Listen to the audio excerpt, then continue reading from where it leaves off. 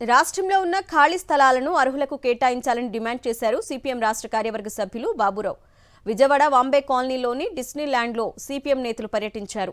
Disneyland ప్రాంతంలో 57 ఎకరాల స్థలాన్ని అధికారులు నిరుపయోగంగా మార్చారన్నారు. ఆ స్థలం మందుబాబులకు, అసాంఘిక కార్యక్రమాలకు అడ్డాగా మారిందని తెలిపారు. నగరం మధ్యలో ఉన్న ఖాళీ ప్రదేశాలను పేదలకు ఇళ్ల స్థలాలుగా కేటాయించాలన్నారు. స్థలాలు నిరుపయోగంగా మారితే అవి ఆకతాయిలకు అడ్డాగా మారి ప్రజలు ఇబ్బంది పడతారన్నారు.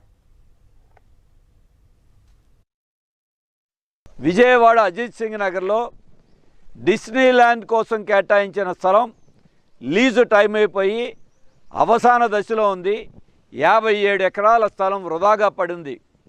ఇది మధ్య కేంద్రంగా మారిపోయింది.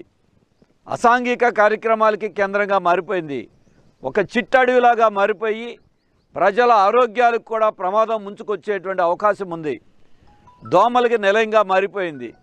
ఇటువంటి సమయంలో ఈ రోజున ఈ 57 ఎకరాల స్థలాన్ని ఇళ్ల స్థలాలుగా కేటాయించాలని సిపిఎం తరఫున మేము డిమాండ్ చేస్తూ ఉన్నాం.